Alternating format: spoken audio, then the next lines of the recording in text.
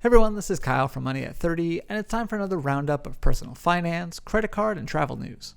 In the past few weeks, there's been plenty of news that could affect your wallet. So I've compiled some of the top stories to share, including rewards credit card updates, travel policy changes, and more. First up, American Express recently made some mostly positive changes to their Blue Cash Everyday card.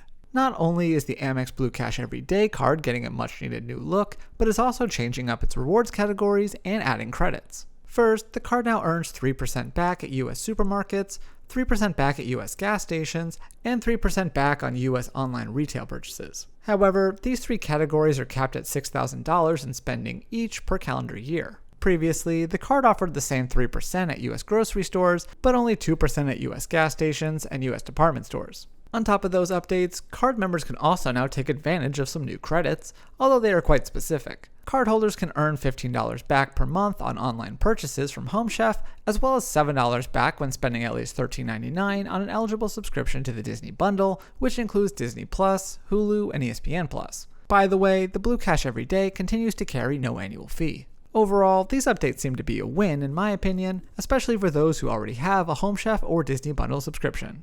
Sticking in the realm of credit cards, Chase has officially launched the Instacart Mastercard. Back in January, Chase and Instacart announced that they'd be introducing a co-branded card, and now that offering is here. With the Instacart Mastercard, customers can earn 5% back on Instacart purchases, 5% on Chase Travel Center purchases, 2% at restaurants, 2% at gas stations, 2% on select streaming service purchases, and the usual 1% everywhere else. Notably, while some may have feared that these rewards would be in the form of Instacart credits, it's actually cash back, although the ability to use points for Instacart purchases is in the works as well. The card carries no annual fee and, interestingly, is a World Elite MasterCard.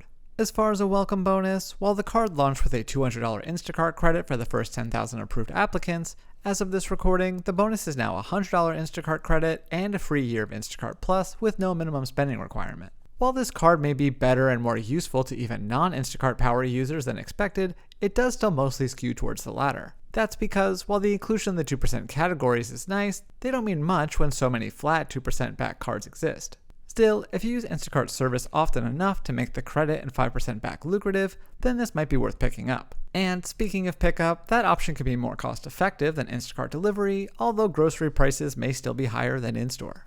In some disappointing news, Point Card is now sunsetting its Neon debit card, putting it to bed over the next few weeks. Last week, Point Card sent cardholders an email letting them know that the Neon debit card would be phased out in stages, with accounts being completely closed out on September 23rd. If you missed my review, the Neon was a premium debit card with a $49 and later $99 annual fee, but that featured some decent rewards categories, universal ATM reimbursements, and other money-saving promotions such as streaks.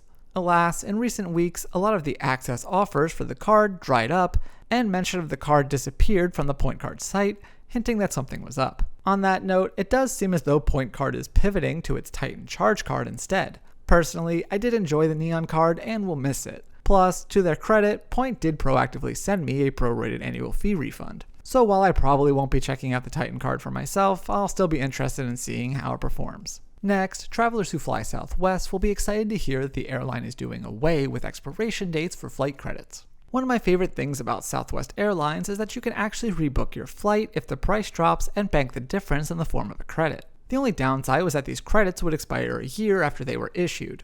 Well, now the airline is showing the love once again, announcing that it will be eliminating these expirations. Specifically, this will apply to credits that were unexpired as of July 28th, as well as any new credits issued on or after this date. Unfortunately, Southwest doesn't operate at my local airport, so this change isn't too useful for me, but I think it could be a big deal for occasional Southwest flyers who are diligent about finding the best fares. Finally, if you hadn't noticed, banking APYs are on the rise and they could go even higher soon. With the Federal Reserve aggressively raising interest rates to fight inflation, savings accounts APYs are moving on up. For example, at the time that I'm dubbing this audio for the second time, Ally is offering 1.4% APY on savings accounts, Discover is up to 1.5% APY, and Marcus is also at 1.5% APY. Meanwhile, T-Mobile Money has raised their base rate up to 1.5% APY on checking and savings, SoFi customers can earn up to 1.8% APY with direct deposit, and Vero Bank customers can score up to 5% APY when they have monthly direct deposits of at least $1,000 and daily balances below $5,000. Of course, this is just a small selection of available options, and these rates are quickly changing by the day, so be sure to keep an eye out for future updates. Hopefully this roundup gave you a better idea about what some of these updates are all about, but for more on these stories, I'll have links to some of my articles in the description box down below. Also, if you like this video, please hit the thumbs up button, leave a comment, and be sure to subscribe because we have new videos every week. So thanks again for watching, and I will see you next time here on Money at 30.